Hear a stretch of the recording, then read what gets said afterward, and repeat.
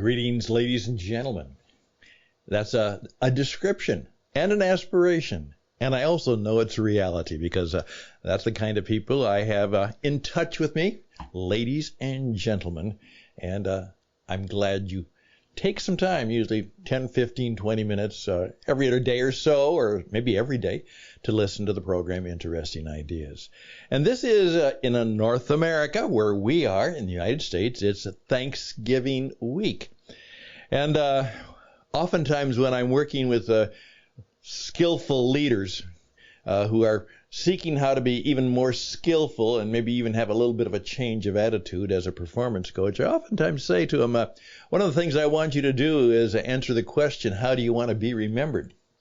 In fact, I learned that from the great management consultant, Peter Drucker, who at the very end of his life, well, at the end of his career, had made the point of saying is that he had discovered that unless he could get a business leader to answer that question, how do you want to be remembered, that he really couldn't help them.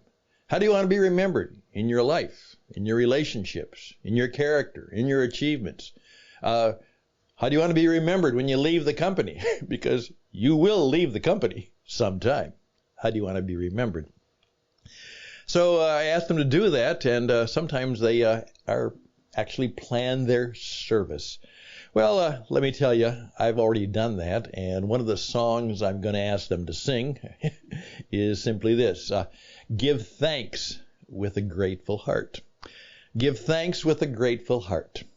And today what I'd like to do is I would like to talk to you about the great word. That's right, the great word. One of the most important words in the English language. It's the great word. And today, if you'll give me a few minutes, I'd like to tell you what it is. I'm Stan Houston. These are Interesting Ideas, and that program begins right now.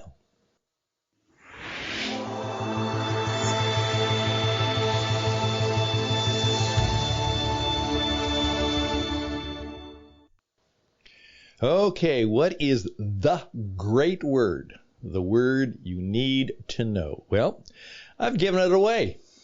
The great word is grateful. And today I'm going to borrow extensively from one of my mentors. Again, the wonderful thing about this world of the internet with all of the crud that comes from it is you can actually learn from people long dead or far away who you've never met. You can learn from them.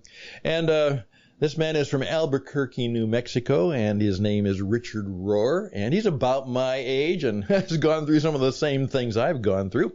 And he runs what he calls a action and contemplation house in Albuquerque, New Mexico.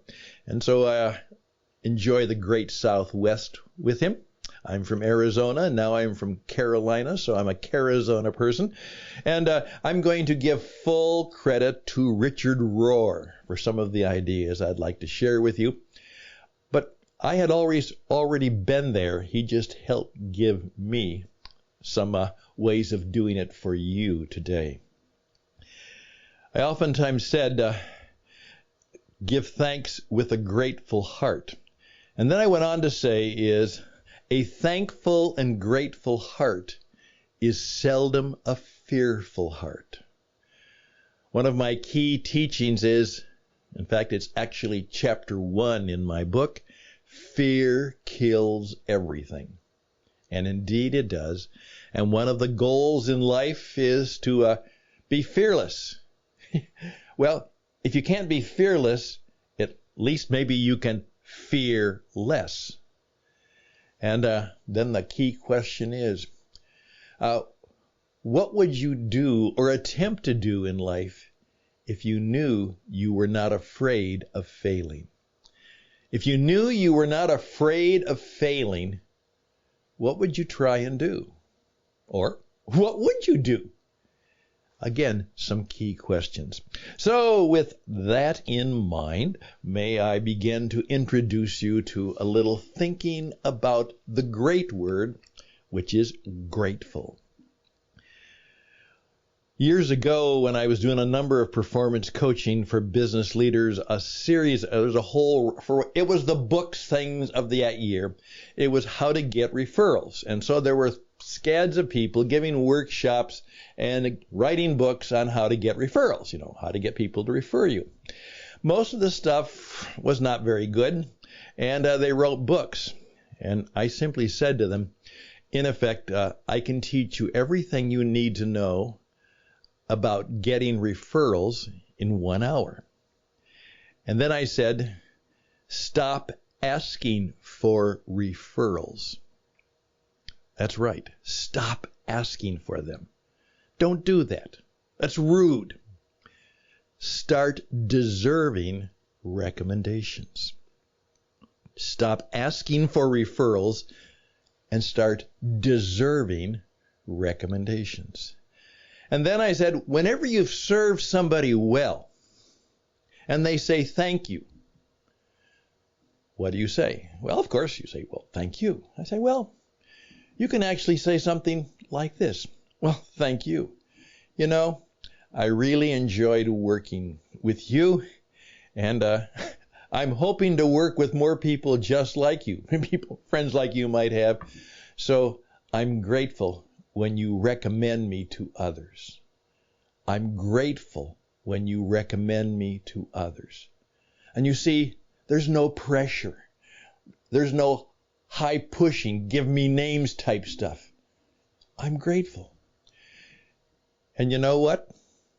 That's basically what you do. You serve people well. And then you have the privilege of simply saying, I'm grateful when you recommend me to others.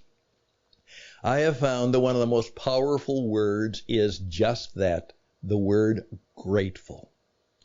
I use it a lot. I would be grateful if you could help me. Oftentimes when I say it to someone who's helped me in a store, I say, thank you. Thank you very much for your help. And then I pause and say, I'm very grateful. Do you know? It kind of catches them by surprise. Oh, yeah. Oh, sure. There is so little gratitude in the world today. So I'm just going to simply say this to you. Please treat every person you meet as the most important person in the world. And tell them that you are grateful for them. As I point out, one of my heroes, the St. Paul, the entrepreneur, he began most of his management memos, the letters, with these words. Every time I think of you, I give thanks. Every time I remember you, I'm grateful. Think about that. Every time I think of you, I give thanks. So with that little personal line, let me talk to you about that in terms of Pastor Richard Rohr. He says, in the book of Philippians, St. Paul sums up an entire theology, both of prayer practice, by saying this: pray with gratitude. And just do that. Start by praying with gratitude, being thankful. Make pre-existent attitude of gratitude a deliberate choice of love over fear, a desire to be positive instead of negative, and it will allow us to live in the spacious place that we call the peace. The peace. Peace be with you. Peace of mind. One of the greatest gifts. Now, he says this: it is important that we ask, seek, knock to keep ourselves in right relationship with life. What a wonderful way. We'd like to be in relationship with life, not only with right people, but with life. Life is a gift totally given to us without cost. every day of it, and every part of it, a daily and chosen attitude of gratitude, will keep our hands open to expect that life, allow that life and receive that life at ever deeper levels of satisfaction, but never to think we deserve it. Those who live with such an open and humble hands receive life's gifts, full, pressed down, shaken together, running over into their lap. Pastor Richard says, in my experience, if we are not radically grateful every day, resentment always takes over. May I underline that? In my experience, if we are not radically grateful every day, resentment always takes over. Moreover, to ask for our daily bread is to recognize that it is already being given. Not to ask is to take our own efforts, needs, and goals and ourselves far too seriously. Consider if that is not true in your own life. Boy, am I challenged by all of this. All the truly great persons I have ever met are characterized by what I would call radical humility and gratitude. They are deeply convinced that they are drawing from another source. They are instruments. Their genius is not their own. It is borrowed. We are moons, not suns, except in our ability to pass on the light. Our life is not our own, yet at some level, enlightened people know that their life has been given to them as a sacred trust. They live in gratitude and confidence, and they try to let the flow continue through them. They know that love is repaid by love alone. In the end, it is not our own doing, or grace would not be grace, because grace is always amazing. It is God's gift, not a reward for work well done. It is nothing for us to be boastful about. We are God's work of art, created in Jesus. All we can do is be what God's Spirit makes us to be, and be thankful to God for the riches God has bestowed on us. Humility, gratitude, and loving service to others are probably the most appropriate responses we can make. An attitude of gratitude. Thank you, Pastor Richard Rohr, and thank you to the many other mentors who've helped me learn that. And of course, I have to be reminded of that at least every 7 days, and sometimes almost every day. I'm Stan Houston. These are interesting ideas. Thank you for listening.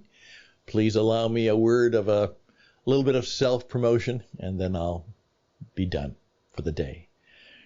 Bye for now, but I'll be back.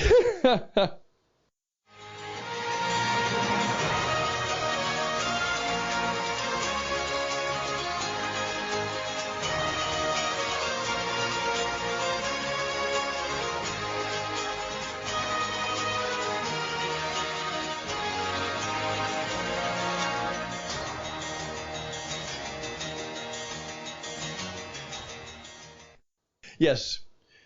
First of all, it's just simply for me to say that I am grateful for you, and I'm thankful for you, and I will be grateful if you would recommend me and my work and what we do to others. I would be grateful for that.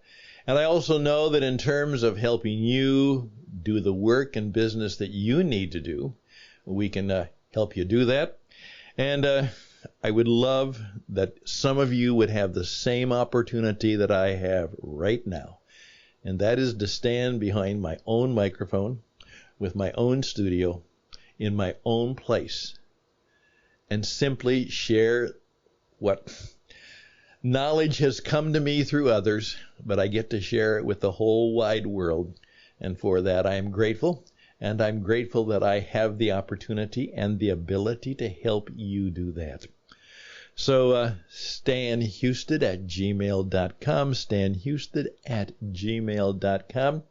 You can read a little bit more of my story at witradio.net, witradio.net.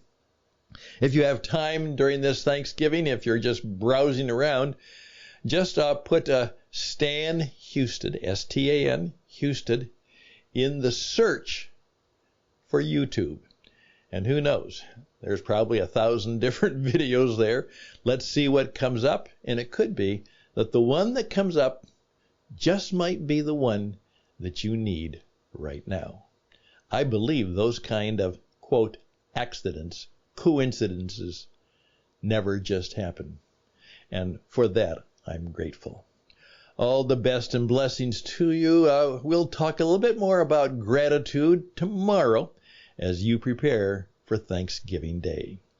Best and blessings, and be grateful today. Bye for now.